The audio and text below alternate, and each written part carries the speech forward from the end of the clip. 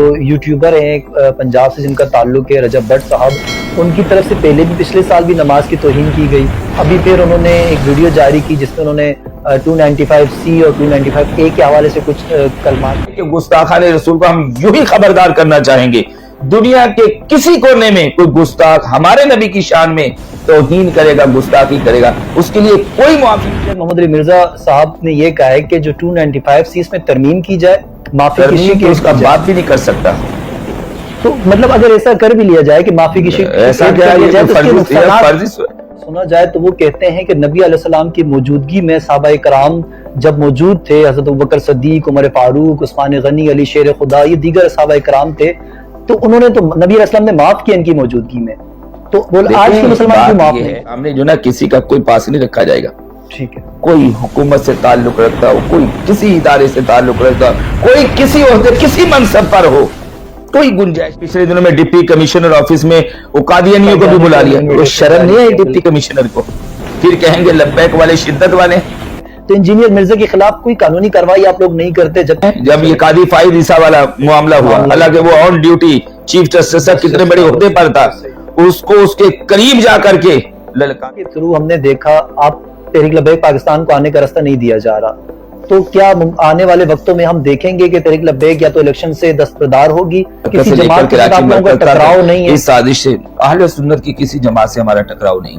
آپ نام لے کسی ایک تنظیم کا، جیسے کہ ہم نے اکثر دیکھا پاکستان سنی تحریک ہے، پاکستان سنی تحریک سے ہمارا کوئی ٹکراؤ نہیں. ڈاکٹر اشرف جلالی صاحب ہیں، ان کے بارے میں ہم نے سنا. خواہش ہم دیکھنا چاہتے ہیں تحریک لبیک اگر اقتدار میں آتی ہے تو وہ ملک میں کیا تبدیلی لے کے آئے گی؟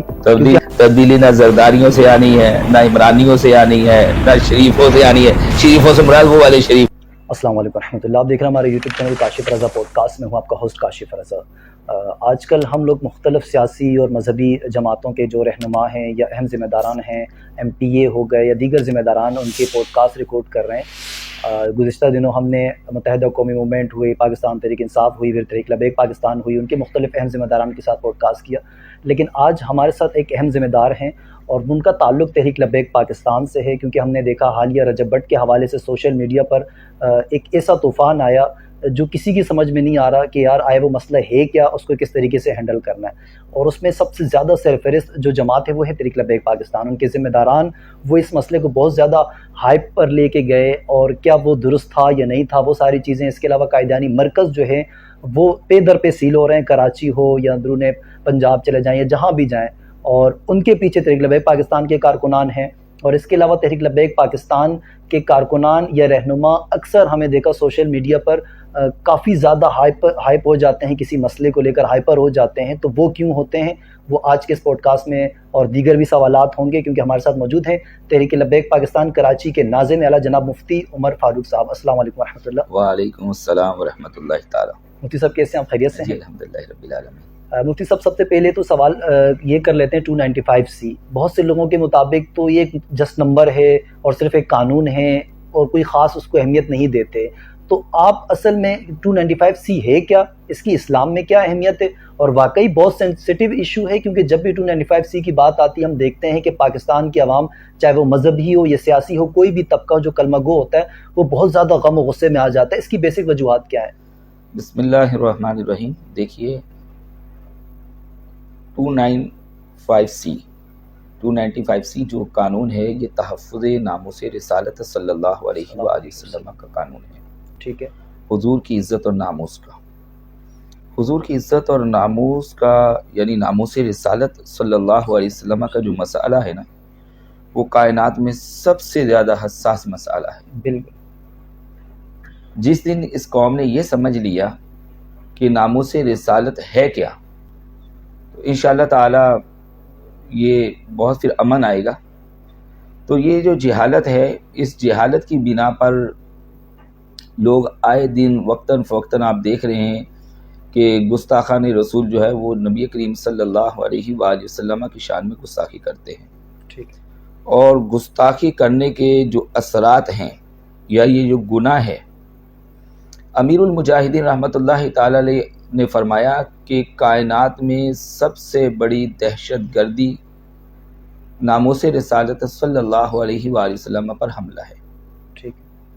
وہ ہالینڈ سے ہو رہی ہو، فرانس سے ہو رہی ہو، وہ پاکستان کے کسی کونے سے ہو رہی ہو، تو الغرض دنیا کے کسی بھی خطے میں کہیں بھی حضور علیہ الصلوۃ والسلام کی شان میں معاذ اللہ گستاخی ہوگی تو اس کے بہت زیادہ گہرے منفی اثرات مرتب ہوں گے۔ کیوں؟ اس لیے اسلام کی روح سے یہ کائنات کی سب سے بڑی دہشت گردی ہے۔ کسی پر بم برسانا، کسی پر گولی چلانا، کسی کو ناحق قتل کرنا، یہ بھی دہشت گردی ہے۔ قانون کے خلاف جانا، آپ کے وطن کا قانون بنا ہوا ہے، اس قانون کے خلاف جانا، یہ بھی دہشت گردی ہے۔ لیکن ان تمام دہشت گردی کی صورتوں میں سب سے بڑی دہشت گردی ناموس رسالت صلی اللہ علیہ وآلہ وسلم پر حملہ ہے۔ یہی وہ وجہ ہے۔ یہ ضروری نہیں ہے کہ تحریک لبیک یا رسول اللہ پاکستان کا کوئی عہدیدار، کوئی ذمہ دار، کوئی نمائندہ، کوئی کارکن ہو۔ میں کہتا ہوں کہ جس نے بھی نبی کریم صلی اللہ علیہ وسلم کا کلمہ پڑھا ہے، غلامی رسول کا جو بھی دعویٰ کرتا ہے اور ایمانی حرارت جس کے پاس ہے، تو جیسے ہی اس کو یہ خبر ہوگی وہ آپے سے باہر ہو جائے گا۔ یہ اس کی شدت اپنی ذات کے لیے نہیں ہوگی، یہ جو شدت ہے نا، یہ محبت رسول کا تقاضا ہے، یہ عشق مصطفیٰ صلی اللہ علیہ وسلم کا تقاضا ہے۔ بس یہ غیرت ایمانی جاگتی ہے، اپنی غیرت ایمانی کا وہ مسلمان اظہار کرتا ہے۔ لیکن سیکولر طبقے کو اگر سنا جائے تو وہ کہتے ہیں کہ نبی علیہ السلام کی موجودگی میں صحابہ کرام جب موجود تھے، حضرت ابوبکر صدیق، عمر فاروق، عثمان غنی، علی شیر خدا، یہ دیگر صحابہ کرام تھے، تو انہوں نے تو نبی علیہ السلام نے معاف کیا ان کی موجودگی میں، تو وہ آج کے مسلمان کیوں معاف نہیں کرتے؟ آج بھی ہمارے علماء کرام، تحریک لبیک یا رسول اللہ پاکستان کے عہدیداران ذمہ داران، تحریک لبیک کے علماء کرام بھی اور دیگر ہمارے اہل سنت و جماعت سے تعلق رکھنے والے علماء کرام بھی یہی بیان فرماتے ہیں کہ گستاخ رسول کو معاف کرنے کا حق فقط نبی کریم صلی اللہ علیہ وآلہ وسلم کے پاس ہے۔ آپ دنیا کائنات میں بنفس نفیس جلوہ فرما تھے اور اپنا فیض لٹا رہے تھے، تو اس وقت آپ نے معاف کیا، یہ آپ کا حق تھا۔ جس کو چاہے آپ معاف فرما دیں اور جس کی چاہیں آپ گرفت فرما دیں، اور ایسا بھی ہوا۔ بخاری شریف میں احادیث طیبہ موجود ہیں، آپ نے گستاخوں کے اگر وہ کعبے کی دیواروں کے ساتھ غلاف کعبہ کے پیچھے بھی چپکے ہوئے ہیں، آپ نے ان کو معاف نہیں کیا۔ اللہ کے فتح مکہ کے دن عام معافی کا اعلان تھا، بالکل عام معافی کا اعلان۔ اور ہمارے علماء بالخصوص امیر المجاہدین فتح مکہ کا دن جب بیان فرماتے تھے کہ حضور علیہ الصلوۃ والسلام کس عاجزی کے ساتھ، جبکہ اللہ تعالیٰ نے فتح مبین عطا فرمائی تھی، اس کے بعد کس عاجزی اور انکساری کے ساتھ مکہ المکرمہ زادہ اللہ شرفا و تعظیما میں داخل ہو رہے تھے۔ مگر جب گستاخی رسول کا معاملہ آیا تو آپ نے کیا حکم ارشاد فرمایا؟ اس کو وہی قتل کرو۔ یہ رحمت والے آقا، یہ رحمت للعالمین، یہ جن کے بارے میں ہم یہ بات کرتے وہ تو چادر بھی بچھا دیتے تھے، وہ تو گالیاں سن کر دعائیں دیتے تھے، وہ تو معاف فرما دیتے تھے۔ یہ وہی کریم آقا صلی اللہ علیہ وسلم، انہوں نے اپنے گستاخ کو قتل کرنے کا حکم ارشاد فرمایا۔ بخاری شریف ہے، تمام مکاتب فکر کے لوگ جو ہے وہ درس بخاری دیتے ہیں، اپنے اسٹوڈنٹ کو پڑھاتے ہیں۔ جب یہ حدیث ان کے سامنے آتی ہوگی تو وہ کس طرح بیان کرتے ہوں گے، لیکن یہ حدیث کسی سے سننی ہے، پڑھنی ہے، تو پھر وہ امیر المجاہدین رحمت اللہ تعالی علیہ جیسی شخصیت ہو۔ آج بھی آپ کے یوٹیوب کے اوپر یہ بیانات موجود ہیں، ٹھیک ہے؟ تو آپ کے پاس یہ حق تھا، آپ چاہے تو جس کو چاہے معاف فرما دیں، مگر آپ یہ حق کسی کے پاس نہیں ہے۔ تو اگر کوئی گستاخی کرے گا، یہ ایک بار نہیں، ہم آپ کے کیمرے کی وساست بھی یہی محترم عرض کرنا چاہیں گے، یہی کہنا چاہیں گے، بلکہ یوں کہیں کہ گستاخان رسول کو ہم یوں ہی خبردار کرنا چاہیں گے، دنیا کے کسی کونے میں کوئی گستاخ ہمارے نبی کی شان میں توہین کرے گا، گستاخی کرے گا، اس کے لیے کوئی معافی نہیں ہے، اس کے لیے وہی قانون، وہی اصول اپلائی ہوگا جو حضور امیر المجاہدین نے بیان فرمایا، جو فرمان تاجدار ختم نبوت صلی اللہ علیہ وسلم کا ہے، من سب نبیا فاقتلوہ۔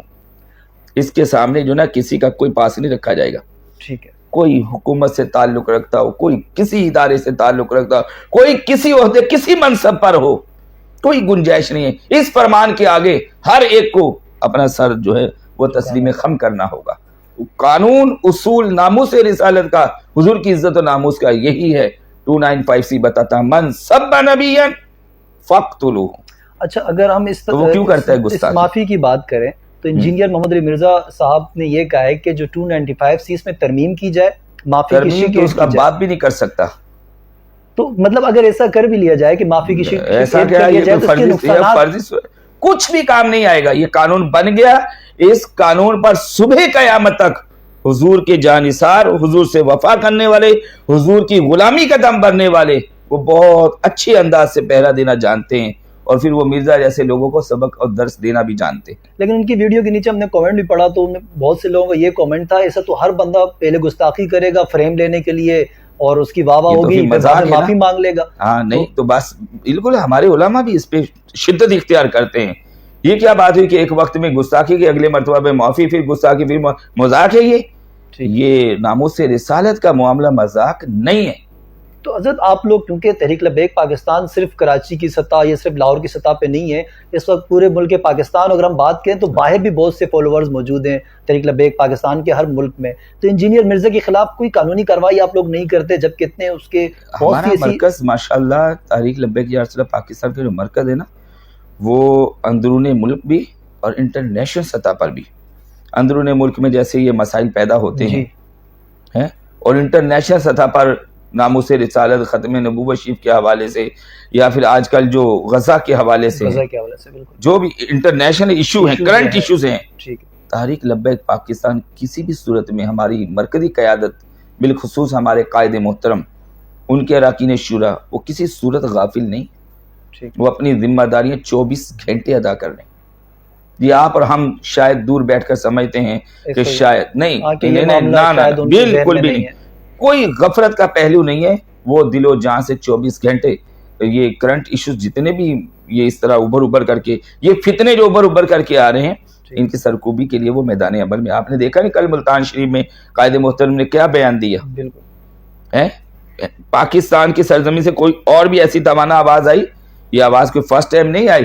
یہ اتنا بڑا ٹرپل ملین مارچ جو ہے وہ اسلام آباد میں کر کے ابھی رمضان کریم میں آپ نے دیکھا کہ آخری عشرے میں پاکستان بھر میں اہل فلسطین، اہل غزہ کے حق میں تحریک لبیک پاکستان والوں نے مظاہرے کیے. لوگ کہہ دیتے ہیں کہاں ہے تحریک والے؟ تحریک والے کہاں نہیں، ہر جگہ پر تحریک والے ہیں. تو الحمدللہ ہماری تحریک کی قیادت جو ہے وہ ان چیزوں کو دیکھ رہی ہے. اچھا اگر یہی یہاں سے آگے چلے قائدانی مرکز کی بات کریں تو قائدانی کے چھوٹے بڑے مراکز جو ہیں وہ سیل ہو رہے ہیں کراچی اور دیگر جگہوں پہ. رمضان میں بھی ہم نے دیکھا 27ویں روزے کو بھی سیل کیا گیا، بہادر آباد میں بھی، پھر یہاں آپ ہی کے ایریے میں سیل کیا گیا. تو ہم نے دیکھا فرنٹ پہ ہمیں اکثر تحریک لبیک پاکستان کے کارکنان اور ذمہ داران نظر آتے ہیں.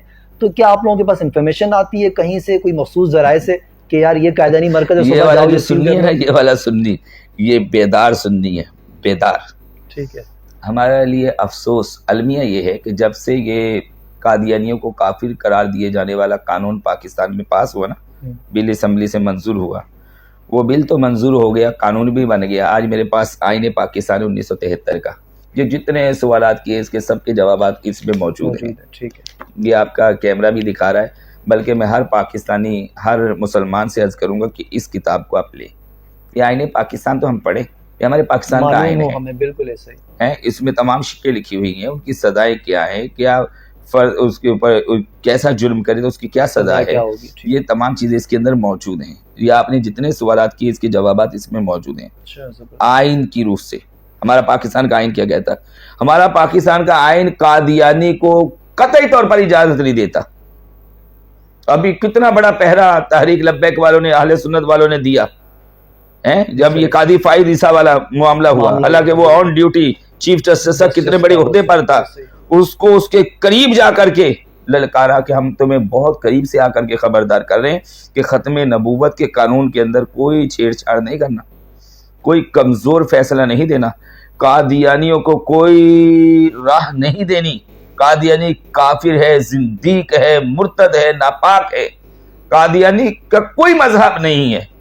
ہم ہندو سے بیٹھ کر بات کر سکتے ہیں، سکھ سے بھی کر سکتے ہیں، عیسائی سے، یہودی سے بھی کر سکتے ہیں، ہم غیر مسلم سے بات کر سکتے ہیں دائرہ شریعت میں رہ کر. ٹھیک ہے. دائرہ شریعت میں رہ کر. لیکن اگر جیسے ابھی پچھلے دنوں میں ڈپٹی کمشنر آفس میں وہ قادیانیوں کو بھی بلا لیا. وہ شرم نہیں آئی ڈپٹی کمشنر کو؟ پھر کہیں گے لبیک والے شدت والے ہیں. میں کہتا ہوں وہ آپ نے اتنا بڑا اس کو عہدہ دے دیا, ڈپٹی کمشنر کا عہدہ بہت بڑا عہدہ ہوتا ہے, تو ان کو کوئی شرم کوئی حیا نہیں آئی. وہ قادیانیوں کو بلا رہے ہیں, اپنی میٹنگ کا حصہ بنا رہے ہیں, اور بات کر رہے تھے امن و امان کے اوپر. امن و امان جو تباہ کیا ہے پاکستان کے اندر وہ قادیانیوں نے کیا ہے. جنہوں نے آئین کو نہیں مانا, پس پشت ڈال دیا, وہ قادیانیوں نے کیا ہے. جنہوں نے آئین کو توڑنے کی بھی بات کر, قادیانیوں نے. نہیں تسلیم کیا قادیانیوں نے. تو جو پاکستان کے آئین کو نہ مانے تو اس کا مطلب ہے وہ غدار پاکستان ہے. جو وطن سے غداری کرے اس کو پھر وطن کی سرزمین پر رہنے کا کوئی حق نہیں. مطلب آپ لوگ ان کا پیچھا کرتے رہیں گے اگر وہ شاعر اسلام استعمال کرتے ہیں؟ بات یہ ہے کہ ہم جو پیچھا تعاقب کرتے ہیں نا, وہ آئین اور قانون کے دائرے میں. ہم نے اس کو نہیں چھوڑا. ٹھیک ہے, یہ آئین پاکستان ہے. اگر اس کی روشنی میں, اس کی روح سے اگر کوئی جا کر کے متعلقہ تھانے میں, کورٹ میں اپنی اپلیکیشن دائر کرتا ہے, اپنا کیس دائر کرتا ہے, تو اس کا حق ہے کہ اس کی سنوائی ہونی چاہیے, نہیں ہونی چاہیے. بالکل. اور آئین اور قانون کے مطابق اس کے اوپر عمل درآمد بھی ہونا چاہیے.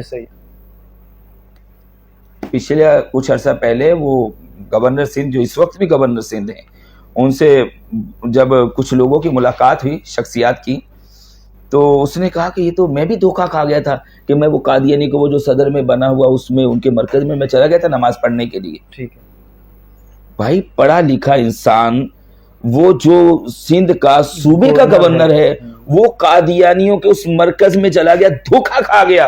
اب عام پاکستانی کے بارے میں کیا کہیں گے؟ کیا ہماری حکومتوں کی ذمہ داری نہیں کہ اپنی عوام پاکستان کے عقائد, جو عقائد اسلام ہے, اس کا تحفظ کرے؟ اصل میں اس قانون کا دفاع یا تحفظ کرنا تو پاکستان, میں پہلی والی بات جو پیارے بھائی عرض کروں کہ ہمارے جتنے بھی لوگ جہاں کہیں بھی ہوگا نا, تحریک لبیک والا, یہ میں بڑی ذمہ داری سے بات کر رہا ہوں, تحریک لبیک پاکستان والا جو ہوگا نا, وہ آئین اور قانون کے دائرے میں رہ کر کے اپنی اپلیکیشن دائر کر رہا ہے. اور ہماری کوئی ایسی تربیت نہیں ہے, نہ کراچی مرکز کی ہے, نہ لاہور مرکز کی, آپ یہ کر دو, آپ وہ کر دو, نہیں. اچھا, تربیت کی اگر بات قانون کے دروازے پہ ہم دستک دیتے ہیں. اب یہ سجانی ٹاؤن میں ہوا, جی بالکل, وہ تو ہمارے سامنے ہوا. مکمل 100% قانون کو کس نے فالو کیا؟ تحریک لبیک والوں نے. ہمارے امیر ضلع سے لے کر محمد اسماعیل قادری رضوی بھائی ہوتے ہیں, اور ان کے ساتھ پوری ان کے جو بھی ذمہ داران ہوتے ہیں, آئین اور قانون کو فالو کیا. کیا یہ جرم ہے؟ نہیں, یہ جرم تو نہیں ہے. یہ تو آئین سے وفاداری ہے, اور وطن سے محبت ہے, دین سے وفا ہے, اپنے نبی سے عشق و وفا کا اظہار ہے, غیرت ایمانی, جذبہ ایمانی ہے, اس کا اظہار ہے. وہ جب انہوں نے کیا, سیل کروا دیا, سب کچھ کروا دیا, پھر خبر آئی کہ دوبارہ سے اوپن ہو گیا. وہ ہمارے جو رکھوالے ہیں انہوں نے جا کر کے اس کو جو ہے رات کو 3-4 بجے تالے توڑ دیے. تالے توڑ کے اس کی جو نشانیاں تھی, جانی جو ایک مسجد کا جو نقشہ شو ہو رہا تھا, اس طرح کے جو شاعر اسلام سے تعلق رکھنے والی چیزیں, وہ ساری ہٹا دی. ہٹانے کے بعد وہ تو جی کوئی مہمان آئے ہوئے تھے, وہ تو کچھ یہ, وہ تو کچھ, یعنی یوں من گھڑت باتیں ادھر ادھر. بھائی گرفتار تو آپ کر کے لے کے گئے ہو, رنگے ہاتھوں تو ان کو پکڑا گیا ہے, ایف آئی آر ان پر ہوئی, ایف آئی آر ان کے اوپر درج ہوئی ہے. پولیس والے ہمارے بھائی ہیں, یہ سب ان کو پکڑ کے اپنی گاڑیوں میں بٹھا رہے ہیں, ایف آئی آر درج ہو رہی ہے. کیا ہو گیا ہمارے قانون کو؟ یہ بہت بڑی ان کارکنان کی, ذمہ داران کی, حضور کے غلاموں کی دل آزاری نہیں ہے. اور یہ ہمارے ان رکھوالوں نے بھی اس قانون کو, اس آئین کو چھوڑ دیا. یہی ہوا نا. اچھا, ہم دیکھتے ہیں کہ دیگر قانون پر عمل درآمد, مقصد جو میں بات اپنی پوری کروں کہ ہماری تحریک لبیک پاکستان کی کوئی ایسی پالیسی نہیں ہے جو آئین پاکستان کے خلاف ہو, یہ اس کے ٹکراؤ میں آتی ہو. قادیانی اس کو کھلم کھلا, اس کو تو بابا جی علیہ رحمت طبیعت سے کہتے ہیں وہ کانا ہے, کانا. ان کا سربراہ, ان کا جو سربراہ تھا, اس لیول پہ آ کے بابا جی نے بات کی طبیعت سے, اور اس قوم کو شعور دیا. اس قوم کو بھی شعور ملنا بہت ضروری تھا.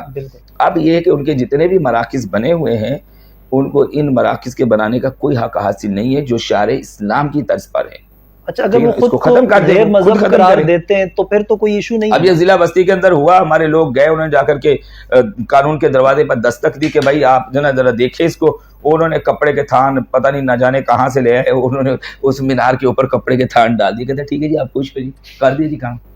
اب پوچھے کیا اس کا یہ حال ہے؟ بس یہ کمزوری جو ہے نا وہ ہمارے قانون کی طرف سے کہ قانون موجود ہے بس عمل نہیں عمل کروایا درآمد جا رہا نہیں ہے. بالکل. اے کاش عمل درآمد اور یہ مسئلہ حل ہے.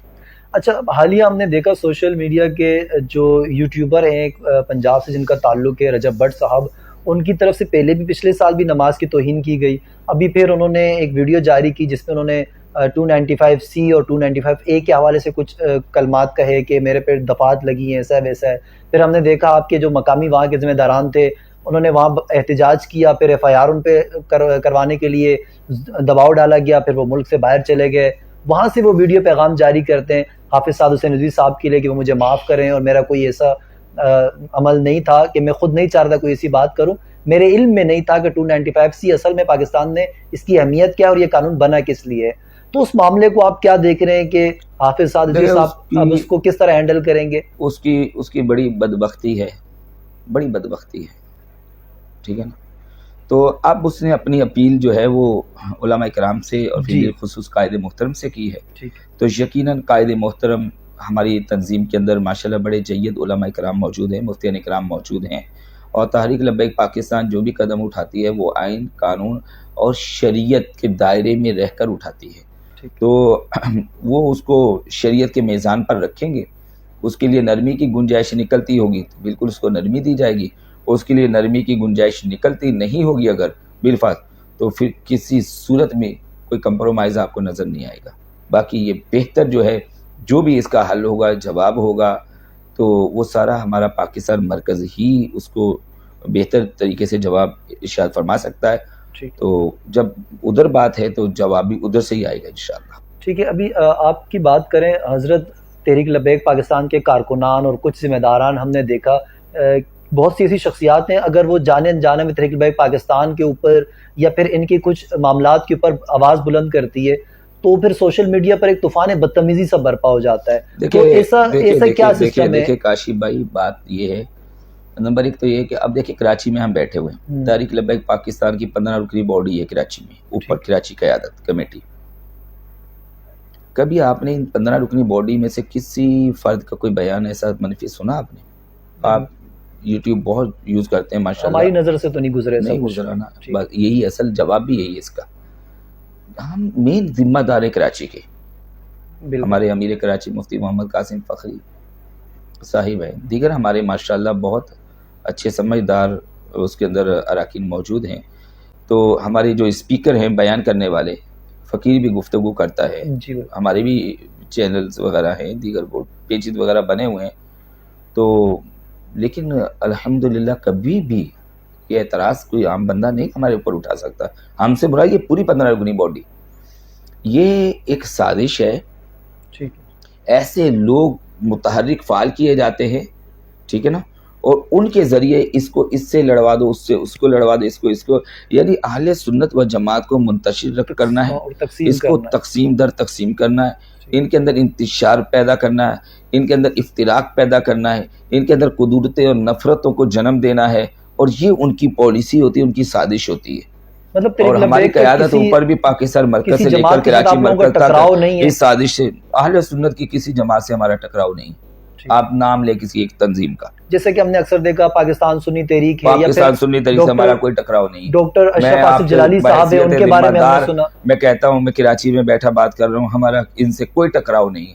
اور ڈاکٹر اشرف آصف جلالی صاحب، ہمارا ان سے ہے، جلالی صاحب کے بارے میں ہمارا کوئی آپس میں ٹکراؤ، اہل سنت و جماعت جو سنی صحیح العقیدہ ہے ہمارا اس سے کوئی ٹکراؤ نہیں ہے.